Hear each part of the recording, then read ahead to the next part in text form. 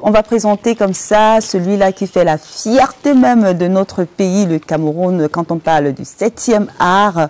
Vous savez, depuis quelques jours déjà, dans notre belle cité capitale politique, le Cameroun, les écrans noirs, ils ont pris le quartier au Palais Polyvalent des Sports, et on a parlé bien sûr de cette série. Quand je dis madame, monsieur, vous comprenez, si je dis les déballeurs, si j'ai dit encore quoi, foyer polygamique, bref, c'est pour introduire la star. Je vous fais attendre, oui, il mérite ça. Si on était dans une salle, j'allais demander, voilà, tonnerre d'applaudissements pour ce monsieur, et j'essaie de faire Emin Toumba, il commence petit à petit à rire. Bonjour Ebenezer Kepombia. Bonjour Diane, merci de me recevoir chez vous. Comment allez-vous? Je vais super bien. Ça fait plaisir de vous avoir ici. Le plaisir est partagé. Bon, vous n'êtes pas seul. Vous êtes venu avec Hervé Ngechouan. Si je dis comme ça, on ne comprend pas tout de suite. C'est le gentil, le gars gentil. Il y a 4 couples. On va parler de tout cela tout de suite. Mais c'est le gars gentil, vous allez le reconnaître tout de suite. Bonjour Hervé. Bonjour Diane et bonjour à tous les téléspectateurs de l'émission. Comment allez-vous? Très bien, merci. Vous allez toujours bien d'ailleurs. Vous êtes comme ça dans la vraie vie? Oh, non, pas vraiment. Il faut préciser que le personnage, c'est le personnage. Oui. Et dans ma vraie vie, c'est autre chose. Mais on souhaite quand même être comme vous dans la vraie vie, parce que votre personnage, c'est plutôt ce bon rôle, ce bon monsieur qui est... C'est vrai, vous faites quelques bêtises là, mais par rapport aux autres couples, vous êtes le gars gentil quand même. Ça fait plaisir d'avoir un rôle comme ça. C'est plus facile à jouer? Non, on ne dirait pas ça comme ça. Il n'y a pas de rôle facile. Donc voilà, on s'adapte et puis on rentre dans la peau du personnage.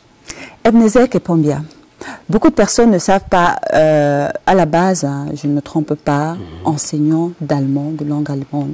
Oui, enseignant d'allemand et même du français. J'ai enseigné dans plusieurs collèges et lycées du Cameroun.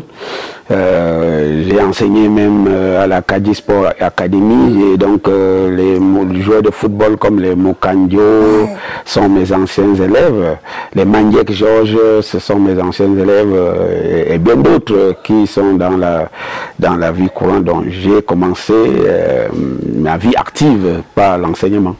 Quand vous avez commencé là-bas, je parle de votre ville à Bazou, parce que vous venez de cette partie du pays, c'est dans l'est du Cameroun. Est-ce que Mintumba voyait déjà, je vais dire, cette grandeur, cette réussite, cette célébrité? Non, je n'imaginais même pas ça. C'est vrai, depuis la classe de 5e, j'ai commencé à écrire des sketchs lors des semaines culturelles au CS de Bazou. Mais bon, c'était pas un rêve de quelqu'un qui voulait devenir artiste. Moi, mon rêve, c'était toujours celui d'enseigner. Voilà, et en 2000, ma vie bascule parce que le naturel est revenu au galop, comme on dit, et je me suis lancé dans l'art. Je faisais les deux à la fois, et après le cinéma s'est imposé, m'a envahi, et voilà, j'y suis. Comme quoi on a perdu notre prof de langue. On va le dire ainsi. Oui, on a perdu le prof de langue, mais on n'a pas complètement perdu l'enseignant, parce que je continue d'enseigner à travers mes œuvres. Super. Et on va commencer peut-être l'histoire, parce que c'est vrai qu'on va parler de votre série qui fait mal, on va le dire comme ça, pas seulement au Cameroun, mais partout en Afrique. On parle avec des amis, des gens qui veulent regarder à chaque fois la fierté d'abord du Cameroun. Parlons de vos débuts, les déballeurs. Vous savez, vous nous avez fait... À chaque fois, vous réussissez à nous faire rire. C'est d'abord quoi votre magie, ce truc-là? Je dis que c'est quelque chose de naturel. Je n'ai jamais fait d'école de cinéma, j'ai appris sur du tas, je suis un autodidacte. Donc, avec l'avènement de la télévision privée, on a vu sur Canal 2 des sketchs que les gens faisaient, et ça a réveillé en moi tout ce que j'avais pu écrire à l'université, parce que mes premiers scénarios, je les ai faits étant à l'université. Donc, quand cette télévision a commencé à produire des petits films, donc je suis allé là-bas et je leur ai proposé un grand nombre de scénarios que j'avais écrits. Ils m'ont demandé de constituer une équipe. Et c'est ainsi que j'ai réuni les Big Moppers, Mado, non pas Mado, Mado était là, elle est venue après, parce que j'avais enseigné Mado avant. Elle était la présidente du club théâtre au collège La Roche. Et donc, j'ai mis donc Big Mop a appelé Ntonga. Et Ntonga est venu avec Pétrole. J'ai appelé Devin Kendo à l'époque pour qu'il vienne, mais elle était en train d'aller au Maroc. Elle m'a envoyé Anas. Okay. Anas est venu avec Caro. Voilà. Donc on a formé la troupe et je leur ai donné les scénarios que j'avais écrits. On a répété pendant un bon moment. Et après, on a commencé à produire ces différents scénarios. Et c'est comme ça que les déballeurs prennent de l'ampleur et le départ et tout. Et puis on lance avec Foyer Polygamie, qui est notre plus grande longue série, la série qui nous a vraiment révélé au monde entier, ce qui nous a rendu bien populaire. Et qu'on a eu le plaisir de revivre ça il n'y a pas très longtemps sur une chaîne africaine, donc ça faisait vraiment plaisir de revoir ces bons moments. Mintumba, je vais poser maintenant la question à Monsieur Ebanda, de savoir, comme lui, est-ce que c'était le cas? Vous avez fait les cours de théâtre, vous êtes passé par une école, ou bien c'est juste arrivé comme ça? Non, pas du tout. J'ai pas fait d'école. J'ai vraiment appris sur le tas aussi. Donc voilà. Et il faut préciser que, étant plus jeune, quand on regardait les grands frères comme M. Bénézer à la télé, ça nous faisait rêver. Et on se disait, on aimerait faire comme ça. Et puis voilà, on a commencé à nourrir la passion. Et aujourd'hui, j'ai l'honneur de travailler avec lui. Et la particularité de Mintumba, c'est qu'il reste quand même, je crois, vous êtes d'accord avec moi, même vous qui me regardez à la maison, c'est très naturel, c'est très simple, et on a l'impression de vite reconnaître ce personnage parce qu'on voit ces personnes autour de nous au quotidien.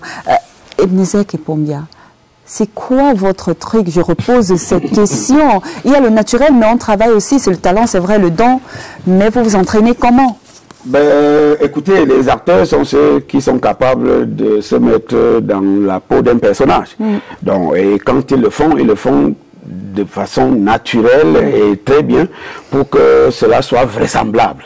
Donc, il faut auparavant écrire de bons textes à travers lesquels les Camerounais, les Africains doivent se reconnaître. C'est pour ça que nous, on ne puisse pas loin. Moi, mon inspiration, certes, vient de Dieu, mais plus des choses et des faits qui se passent autour de moi. Voilà. D'ailleurs, c'était le générique des déballeurs. Ils sont là pour tout déballer. Voilà. Ils débattent tout ce qui se passe autour de vous, côté cour et côté jardin. Donc, c'est avec cette leitmotiv que j'ai continué à créer mes œuvres. Je ne fais pas des créations ex nihilo. Certes, on est dans la fiction, mais on part du réel vers l'imaginaire. Donc, il y a d'abord le réel qui nous inspire.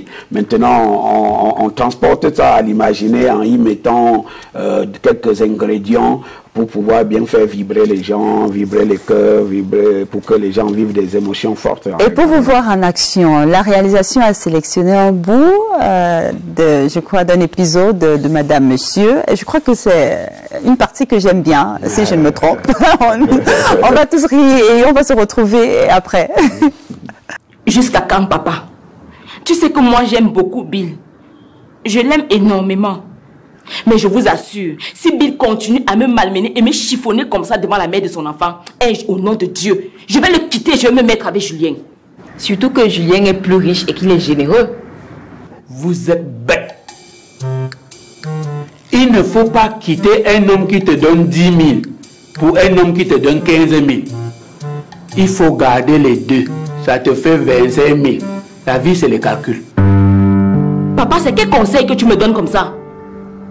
Donc tu veux que Sophie devienne polyandre, papa? Ah, c'est vous qui connaissez les gros mots. Moi, elle dit ma part. Papa, l'argent est toi. Est-ce que c'est moi qui fais? L'argent est un membre de la famille. S'il n'est pas là, on fait son deuil.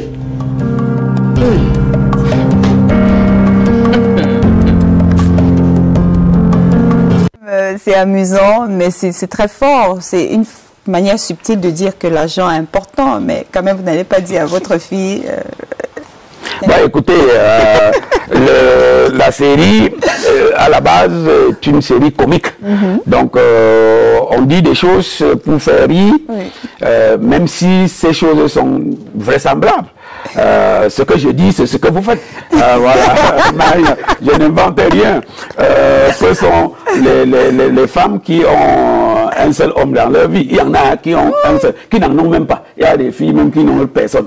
Mais il y en a qui ont une ribambelle. C'est-à-dire, par moment, elle appelle, au lieu de dire Jean, elle dit Paul. Ils confondent même les prénoms. Mais qui n'est quand même pas normal. Oui, qui n'est pas normal, mais qui est une réalité. Oui. Nous, on ne fait pas de films. C'est pour mettre les gens face à leur réalité. Nous servons de miroir à la société pour que les gens se regardent à travers nos œuvres et se corrigent eux-mêmes. Nous ne sommes pas des donneurs de leçons. Hein. Nous, on fait un zoom sur la société pour que les gens prennent conscience de ce qu'ils sont, de ce qu'ils font et ce qu'ils peuvent changer ou pas. En tout cas, merci de nous faire voir comme ça. Souvent, quand on voit, on dit « Ah, on peut se reconnaître là ». Et comme quoi, si on a envie de changer, on change. Si on ne veut pas, ça dépend de vous. Hervé, comment est-ce que vous rejoignez la troupe ou bien le groupe pour Madame Monsieur? Ça se passe comment? Bon, il faut dire que ce n'était pas ma première collaboration avec Monsieur Kepambia. On était à la 3e, voilà, parce qu'on a fait d'abord Abiba, après on a fait Otage d'amour, et ensuite on a fait la série. Bon, je suis resté chez moi, il m'a appelé. Il m'a dit, comme il aime bien souvent, petit frère, on va travailler et tout. Donc voilà, c'est comme ça que je suis parti au bureau de Chambéry Entertainment. Et puis voilà, on a discuté, on s'est accordé. Super. Beaucoup d'argent quand même, non? Parce que, oui, mais comme vous avez dit tout à l'heure, si l'argent n'est pas dans la famille, on fait son deuil. On travaille pour avoir de l'argent. Avec ce que vous faites, on a l'impression que quand même ça marche. Et vous mettez aussi quand même du paquet parce que la qualité même de l'image, de tout dans cette série, mais vraiment c'est la fierté du Cameroun. Nintumba aujourd'hui beaucoup milliardaire? Non, je ne suis pas milliardaire. Pas encore. Je ne suis pas encore.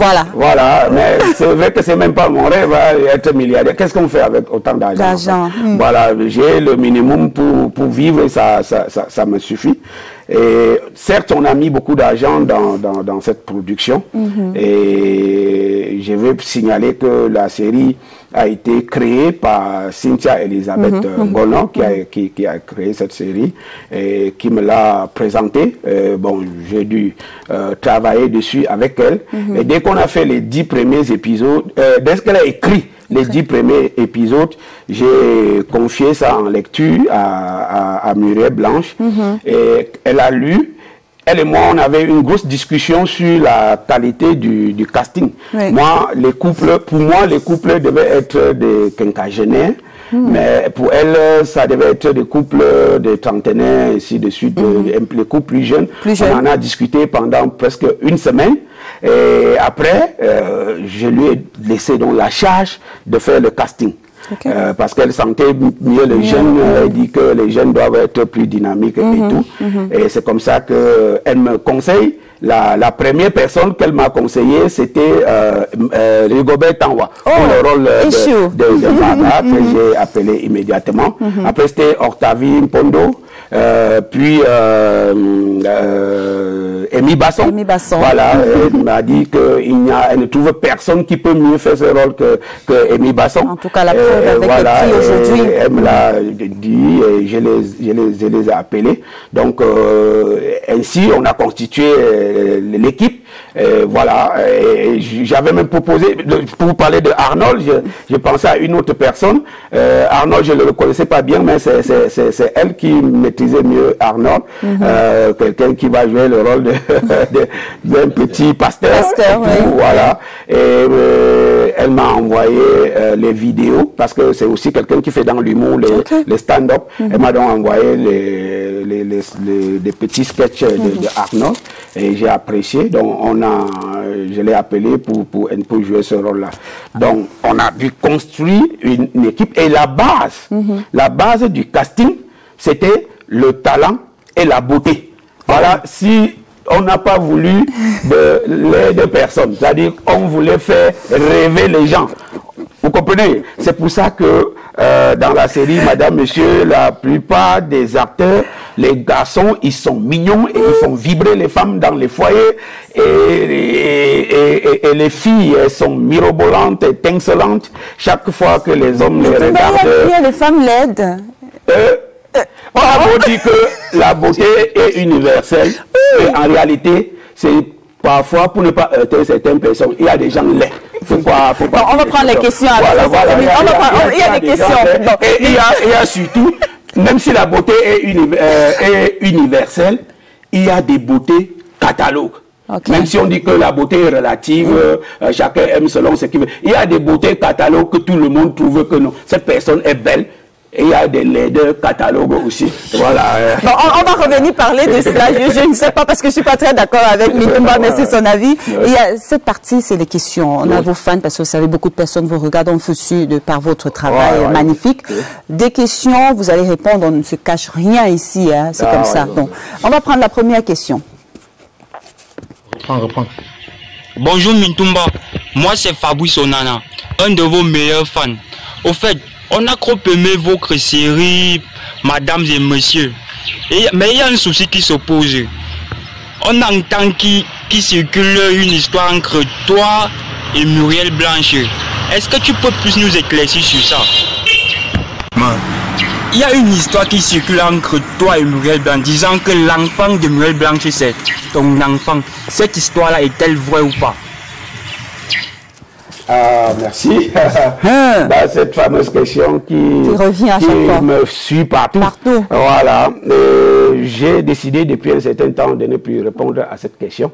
Parce que je me suis assez exprimé à ce sujet. Mais bon, ça semble ne pas trop intéresser, convaincre les gens. J'ai dit, bon, je laisse ça pour que les gens continuent à parler de nous. C'est aussi bien quand on parle d'un artiste. Donc, on entretient le buzz autour et on laisse passer. Mais Muriel est une amie sincère et très proche de moi. Elle est avec Papa Loco, si je peux ainsi dire, les seuls acteurs qui font partie de l'équipe de production. Vous comprenez, il y a une équipe de production qui travaille en amont et même en aval, c'est-à-dire ils travaillent avant la production et qui travaillent pendant la production et après. Vous comprenez? Donc elle fait partie avec d'autres personnes. On est presque 6 dans l'équipe de production de Chambéni Entertainment, pas seulement de Madame, Monsieur. C'est vrai que Madame, Monsieur est l'œuvre dont on parle pour le moment. Voilà l'une des choses qui fait qu'elle est plus imprégnée dans le projet que tout le monde. Elle est proche de moi. Voilà, il faut le savoir. Trop proche même d'ailleurs. C'est quel fan? On va prendre une deuxième question avant de prendre la pub. Déjà, nous vous disons merci pour le travail que vous faites dans l'audiovisuel et dans le cinéma camerounais. Mais nous avons un petit souci. Nous voulons savoir où sont passés vos acteurs. Les acteurs que nous avons connus dans les déballeurs, qui vous ont lancé, qui vous ont rendu célèbres, comme par exemple Mado, Bip Mop, etc. Où sont-ils passés? Parce que dans la nouvelle série Monsieur et Madame que nous voyons maintenant, nous ne retrouvons aucun de vos acteurs qui vous ont rendu célèbres. Donc nous voulons savoir où sont passés ces acteurs. Et déjà, nous vous disons encore grandement merci par rapport au travail que vous faites dans le cinéma camerounais et particulièrement dans le jeu visuel. Moi, c'est Luc Fabrice Bamal. Je vous remercie. Merci beaucoup.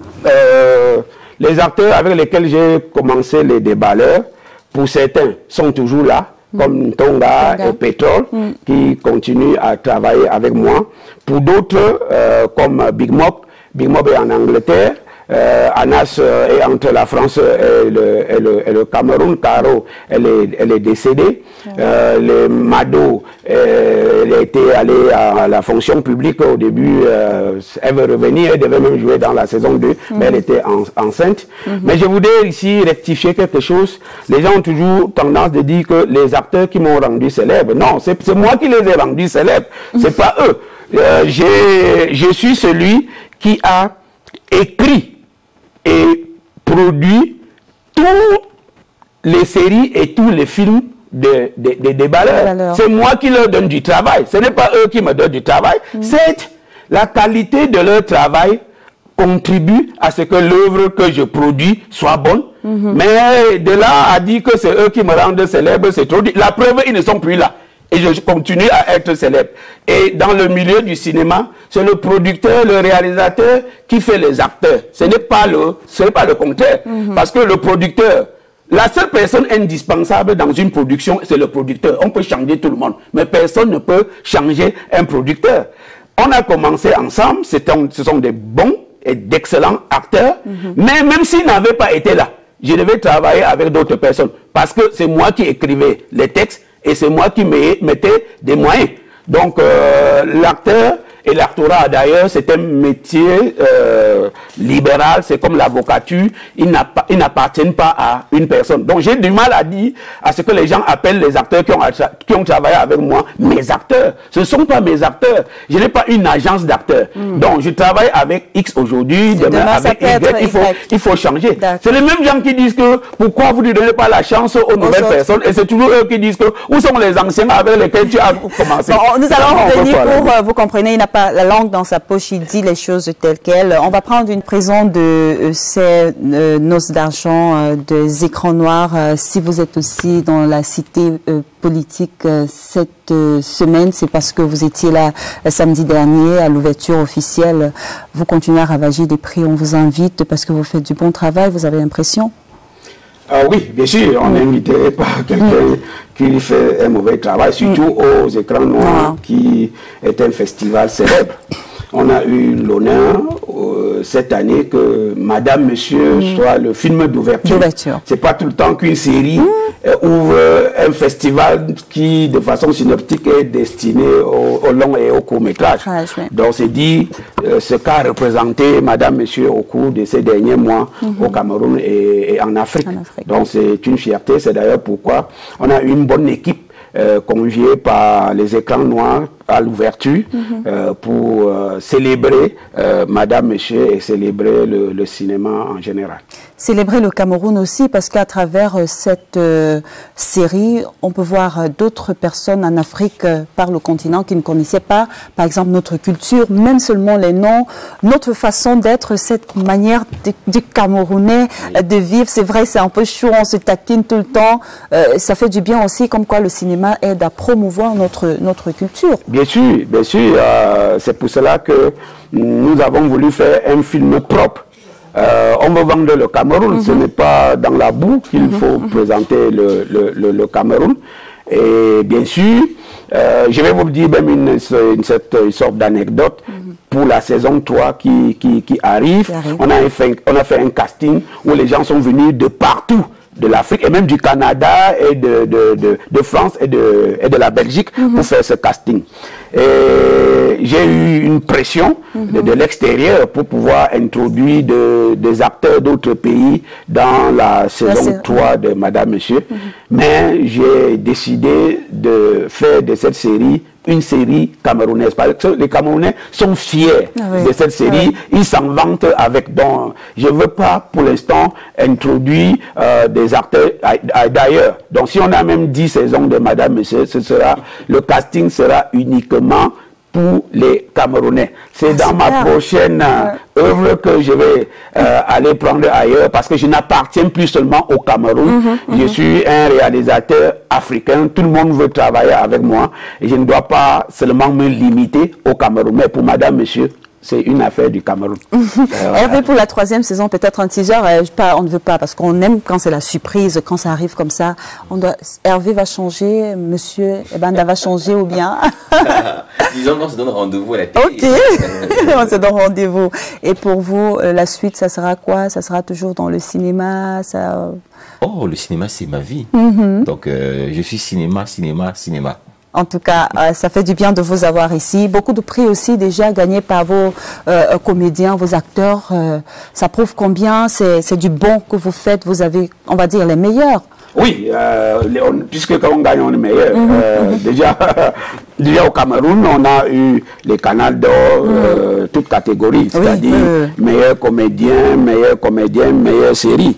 Et nous avons eu au Sotigi Award toutes les catégories aussi, vous voyez, meilleur comédien et meilleure comédienne. C'est dit que on ne s'est pas trompé sur le casting. C'est dit qu'on a recruté des gens de valeur, des gens talentueux. C'est une occasion pour moi de remercier tous ces acteurs-là qui se sont donnés à fond.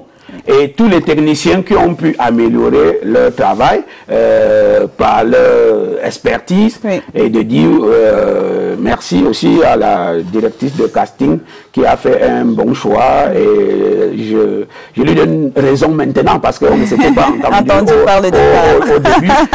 Je crois que m'avoir je veux dire comment, conseillé de travailler avec des couples jeunes a fait que cette série est trop aimée par les jeunes, et les jeunes ont poussé les papas et les mamans à regarder. Oui. Du coup, c'est une série familiale. C'est une série camerounaise. Merci. Et on en est fiers que ça engrange les prix au niveau national et international. Je vous annonce d'ailleurs que la série est en train d'être doublée en anglais parce que je suis un producteur aux longues dents. Je n'aime pas m'arrêter rien que à la langue d'origine. J'avais doublé la Reine Blanche en espagnol qui a été diffusée au Mexique.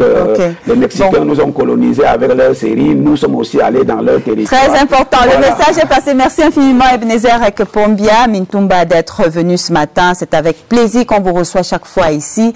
Et pour parler comme ça du cinéma camerounais, merci à vous Hervé. On vous souhaite que du bonheur et bien de choses encore pour la suite. Mesdames et messieurs,